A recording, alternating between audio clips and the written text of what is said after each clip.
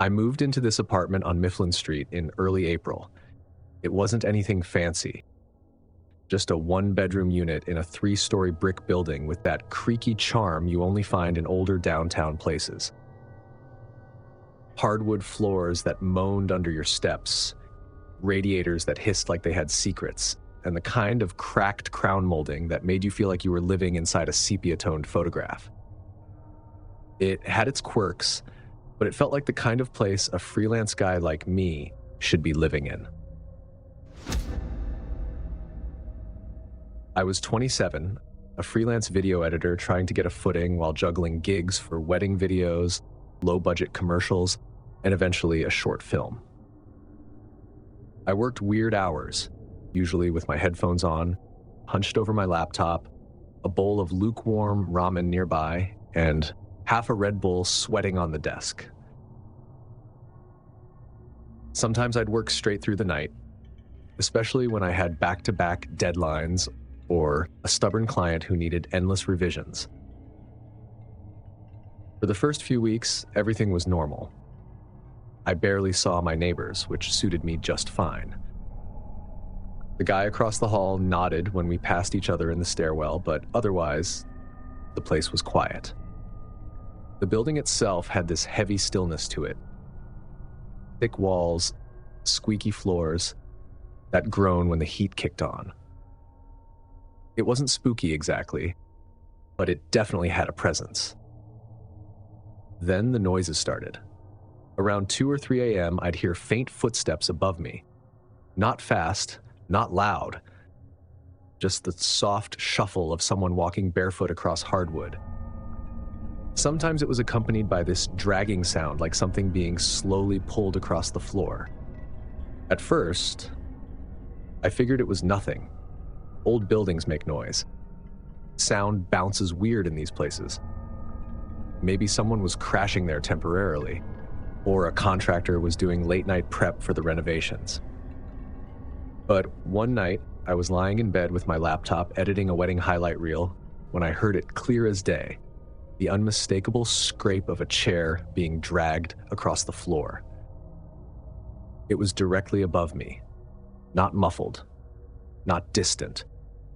It sounded like it was right there, like someone was slowly repositioning a wooden chair inches from my ceiling. I paused the video timeline, took off my headphones, and just sat there. The sound echoed in the silence that followed. No footsteps. No voices. Just stillness. I remember standing up and walking in circles around my room, trying to rationalize it. I even knocked on the ceiling with the handle of my broom, expecting someone to knock back. But nothing. The next morning, I caught Sharon, the landlord, unlocking her shop and asked if someone had moved into 3B. "Nope," she said, barely looking up from her tablet. "Unit 3B's been empty since December. We're renovating it next month. There shouldn't be anything up there." "Are you sure?" I asked. She finally looked up, eyebrows raised. "You think I don't know who's in my building?" Fair enough. Still, I couldn't let it go. That night, I set my phone on the nightstand and left an audio recorder app running. The next morning, over coffee and toast, I scrolled through the timeline and found something at 3:04 a.m. 3 distinct knocks, evenly spaced.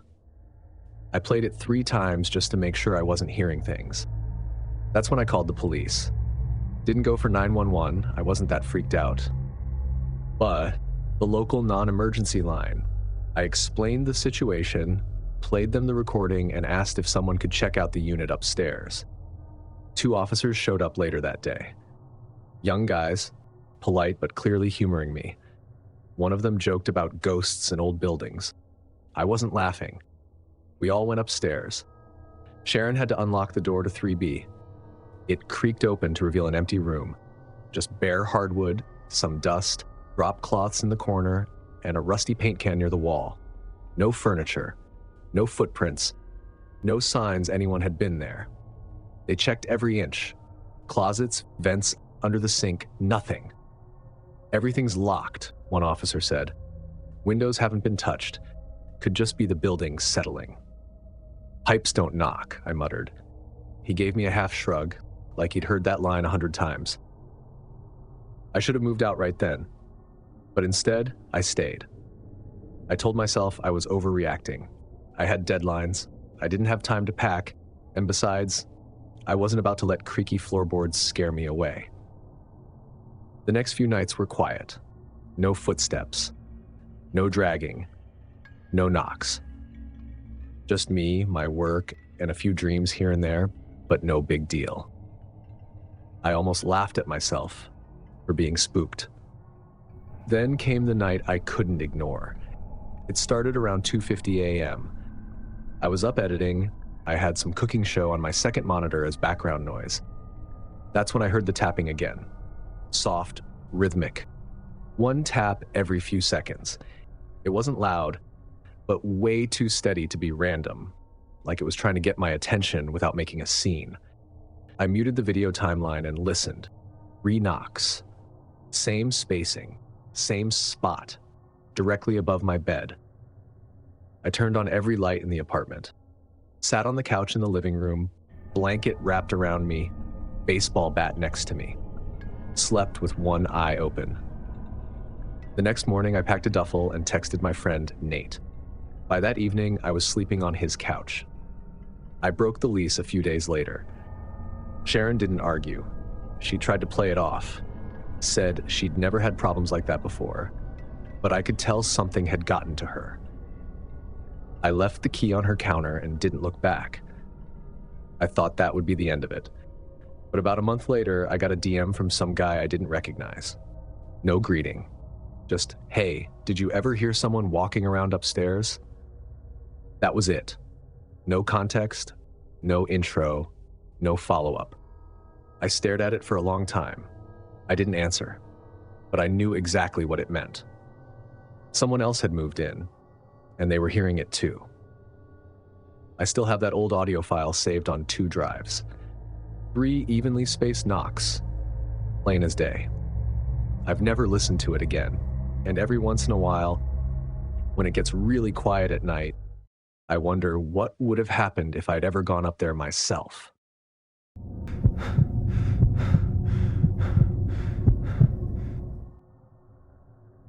I've lived alone since my divorce 4 years ago. Just me and my dog, Jasper, in a 2-bedroom ranch-style home in Little Rock. It's the kind of neighborhood that feels like it was designed for quiet evenings and lawn chairs. People keep their hedges trimmed and wave from their driveways like extras in a Hallmark movie. After dealing with people all day in HR, resolving petty drama and smoothing over tension, coming home to that stillness was a relief. My days were routine. Coffee by 7, emails by 7:30, Jasper's walk at 6 p.m. sharp. He was loyal to a fault. Part retriever, part shadow. Always nearby, especially once the sun went down. I'd be watching TV and he'd be curled up near the door, ears occasionally twitching at distant noises. But in July, something about him shifted. It started with him waking me up. Same time every night, 2:30 a.m. Low, slow growl. Not the usual excited bark at a squirrel or rustle. This was different. He'd stand completely still at the back door, stiff as a statue, staring into the yard like he was waiting for something to appear, or trying to warn me it already had.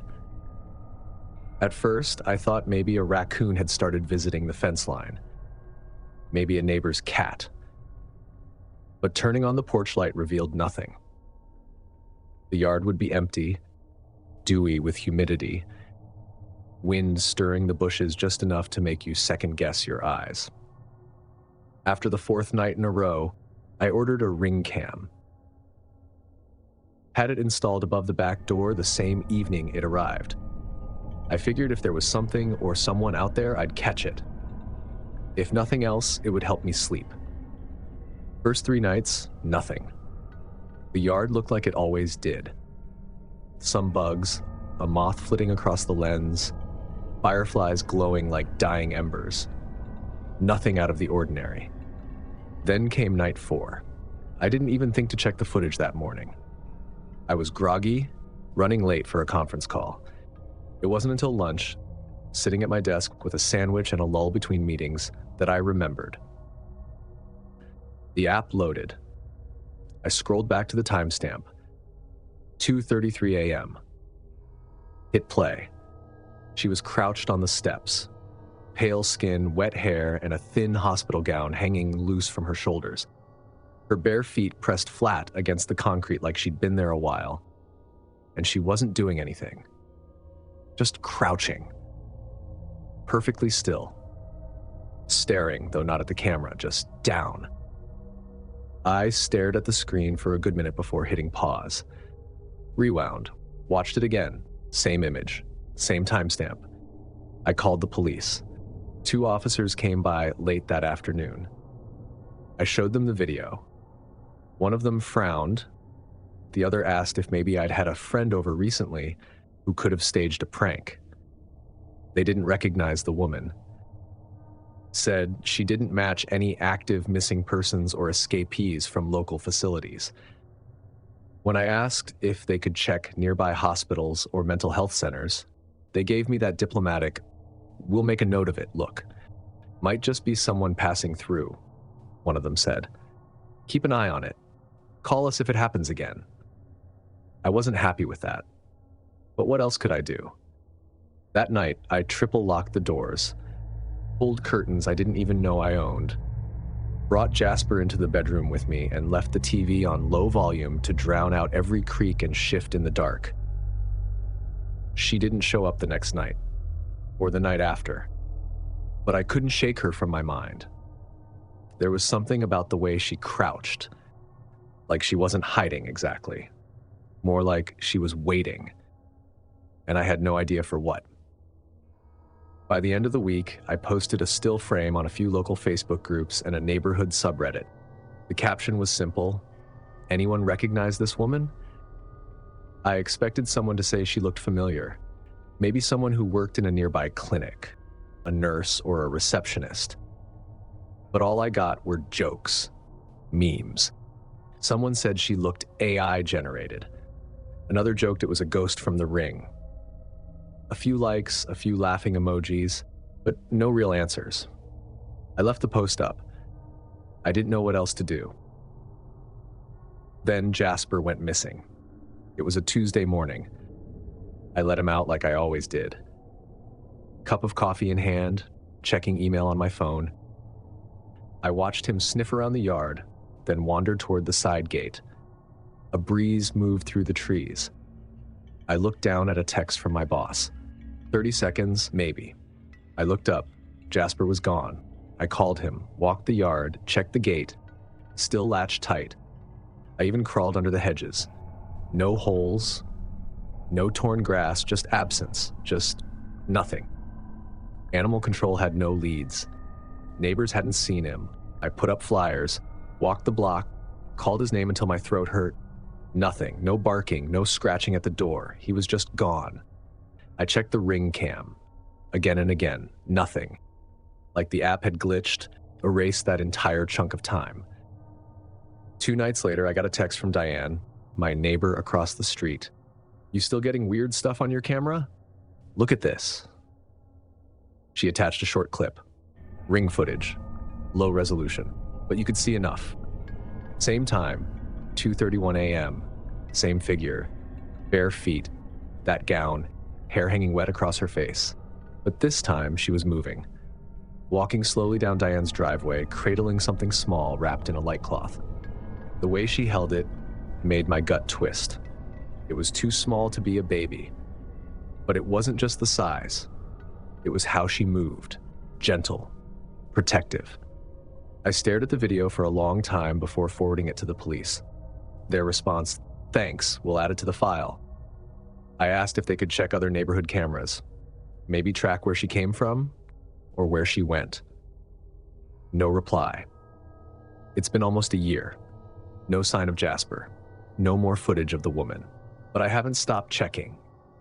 Every night, every morning, even at work sometimes. I refresh the feed like I'm checking the weather, like I'm waiting for it to rain again. There's a part of me that still expects her to come back. Maybe she never left. Maybe she's just crouched somewhere else now, waiting for the next quiet yard, the next light to flicker on.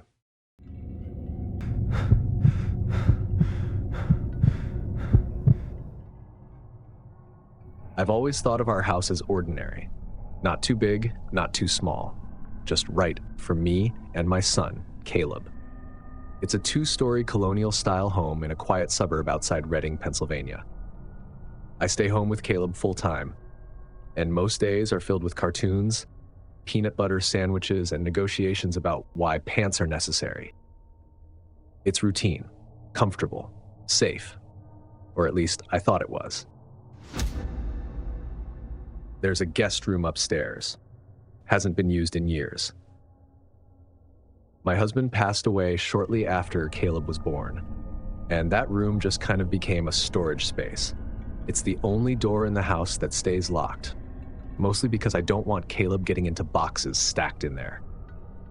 He's a climber, always has been. Give him 5 minutes and a dining chair, and he's up on the counter reaching for cookies. A few months ago, I started noticing something strange. Caleb would pause at the door to the guest room. Just stand there for a few seconds, sometimes longer. It became a daily thing.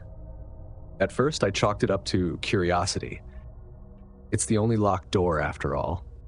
I figured it made sense that it'd attract a 4-year-old's attention. But then he started talking to it. At first, it was innocent stuff, whispering while he played in the hallway, giggling like he just heard the best joke. Once I even heard him say, "You go first." It made me smile. Kids and their imaginations. I assumed he'd made up a new imaginary friend. Nothing alarming. I asked him who he was talking to. He said, "The person in the room." I reminded him no one was in there. He just looked at me like I didn't get the joke, like I was the one being silly. I told myself it was just imagination. Make up friends, give names to shadows. It's healthy, or so the parenting books say.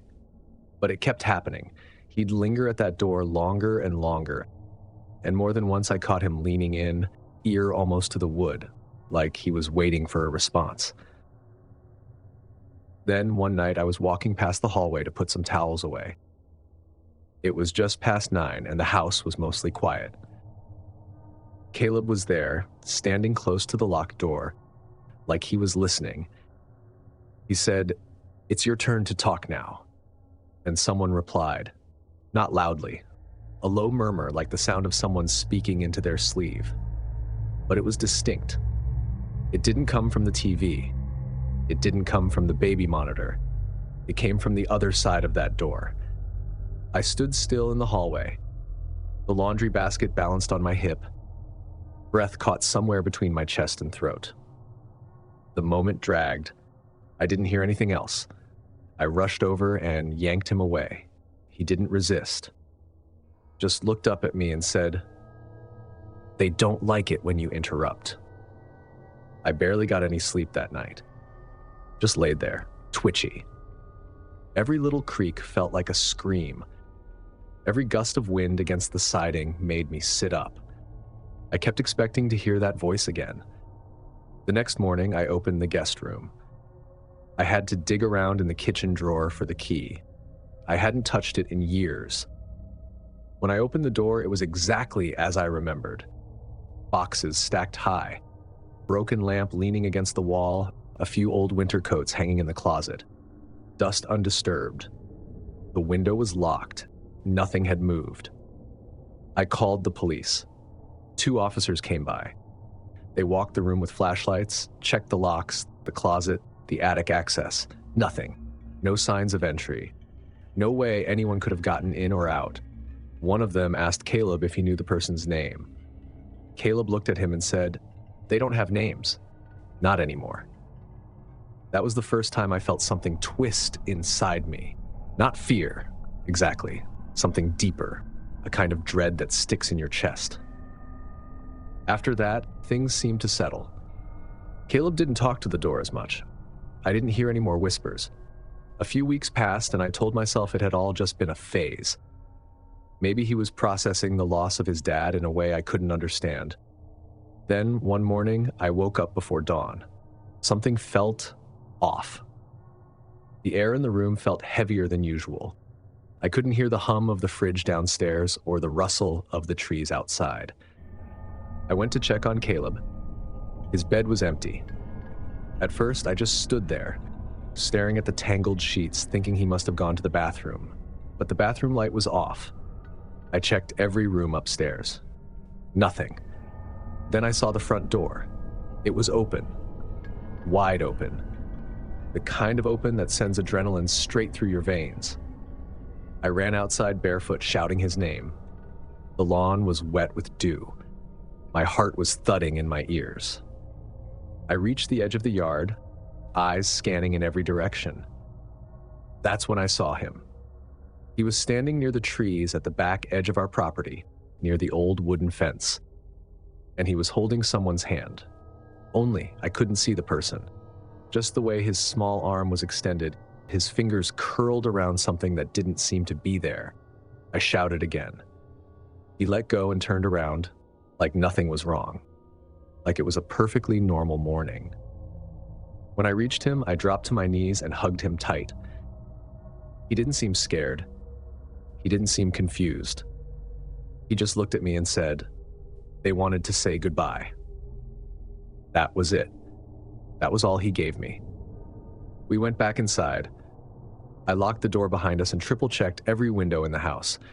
I asked him every question I could think of. Who was it? How did the door open? Why didn't you wake me up? He just kept asking for breakfast. Eventually, I gave up. That same day, I had a security system installed. One of those with door sensors and cameras. I changed every lock in the house. I moved a heavy dresser in front of the guest room door, just for good measure. I didn't care how irrational it looked. I wasn't taking chances.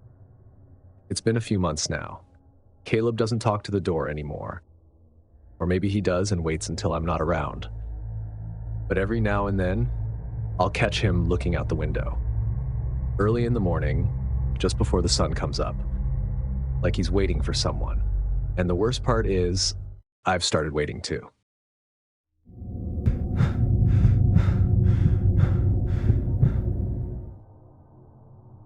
I live in Billings, Montana. My is just a 3-bed, 2-bath place on the edge of town. One of those quiet neighborhoods where the streetlights feel too far apart and everything gets real still after 9. I'm Dave. I work as a contractor. Decks, sheds, the occasional kitchen. I've lived here with my wife for going on 8 years. No kids, just us and the house we thought we'd grow old in. Until last winter. It started with a knock. The first time was a Wednesday night. Around 10 p.m., my wife and I were watching TV, halfway through some true crime doc she'd picked. The knock came, 3 short raps on the front door. I got up, peeked through the peephole, and saw a guy on the porch. Tall, hoodie on, head angled low like he didn't want to be seen. "Sorry, wrong house," he said as soon as I cracked the door. Didn't even wait for me to speak. Just turned and walked off. No car in the driveway. Just gone. I figured weird, but no big deal. The second time was that Saturday. Same time, same knock. I opened the door and there he was again. "Sorry, wrong house." Same exact phrase. Same casual tone. I stepped outside this time, watched him walk off down the street. But again, no car, no neighbors with lights on, and he vanished into the dark, like he just melted into it. By the third time, I was over it. This wasn't some guy making a mistake. I bought a video doorbell the next day. Spent an hour mounting it and syncing it to my phone. Told my wife it was probably just some local with a screw loose, but even as I said it, I didn't buy it. The fourth time it happened, I was waiting. Lights off, TV off. Just me in the hallway with a clear line of sight to the front door. The knock came. Right at 10 p.m., I swung the door open instantly. No one. The porch was empty. Street dead quiet. just the faint buzz of a far-off transformer and the crunch of my boots as I stepped outside. Checked the footage the next morning. It glitched. Right at 9:59, the footage jumped. Skipped ahead 4 seconds, just enough to miss whatever or whoever was out there. I went through the settings, rebooted the app, even checked with the support site. No issues. Internet was solid. No power outages. I brushed it off as a tech hiccup until it happened again and again. Every single time he showed up, the video feed would glitch for a few seconds. I called the police after the 5th knock, told them what was happening. They sent a patrol car out that night, did a sweep, even walked around with flashlights. No footprints, no signs of forced entry or tampering. They told me maybe it was a prank, or someone with the wrong address stuck on repeat. Maybe a confused neighbor. Could be a drifter, one of the officers said. This time of year, we get some transients heading through. I asked about the camera glitches. They didn't have much to say about that. It kept happening. One night, my wife and I stayed up with every light on. Nothing came. The next night, right on time. Sorry, wrong house. Same voice, same knock. The camera glitched again. A week later, while I was out on a job, my wife called. It was around noon. "Did you turn off the alarm this morning?" she asked. "No, I left early, didn't touch it. Why?" It says it was disarmed manually. Our alarm system is a basic keypad by the front door. You need the code. Only she and I knew it. We checked the app history, 9:47 a.m. manually disarmed. Then nothing else, no motion detected, no doors opened. We changed the code immediately. That same night, I pulled the battery from the doorbell cam and hardwired a floodlight camera on the porch. Better resolution, more reliable. I even added a second motion camera in the backyard. Then 2 nights later, something changed. I was dead asleep when my wife shook me awake. "Dave, there's someone in the hallway." I jumped up, grabbed the bat I keep by the dresser, and walked toward the door. Hall light was already on. Empty. I checked the bathroom, the guest room, all clear. But then we looked at the alarm panel. It had been armed at midnight, disarmed at 2:18 a.m., rearmed at 2:22 a.m. Neither of us touched it. We called the cops again. They searched the house top to bottom. No signs of forced entry. Windows locked from the inside. No fresh footprints outside. Nothing moved. No alarms triggered. "Could be a system malfunction," one of the officers said. "Or someone who knows your routine," the other added, half under his breath. That was the night we decided we were done. We listed the house the next morning. Found a buyer in less than a week. We packed fast. Stayed with my brother across town while we waited for the new place to close. The second we handed over the keys, I felt like a weight lifted. About a month after we moved, I invited our old neighbors over for a barbecue at the new place. Just a casual Saturday thing. Burgers, beer, catching up. Josh and his wife came by, along with the couple from across the street. We got to talking about the old block, the usual neighborhood gossip, when I brought up the late night knocks, half joking. "You guys ever hear someone knocking at night? Around 10? Saying, 'Wrong house?'" They all looked at each other for a second. Then Josh frowned. "No, man. Honestly, never heard anything like that. Our street was pretty quiet after dark. If someone had been going door to door like that, we would have noticed." I didn't know what to say. I just nodded and poked at the grill. It's weird. You move out thinking you left something behind, but maybe whatever it was never about the house. And sometimes, even here, I find myself looking at the door around 10, still waiting on something I don't understand. If you also thought that the scariest part wasn't the threat, but realizing no one was coming to help, smash that like button, hit subscribe, and drop what you do in these nightmare scenarios. And if rainy nights make you sleepy, You haven't watched this channel enough, and this next video will change that. Click now to watch 4 very disturbing rainy night horror stories. Because not every shadow disappears in the lightning. Stay ready, stay safe, and I'll see you in the next nightmare.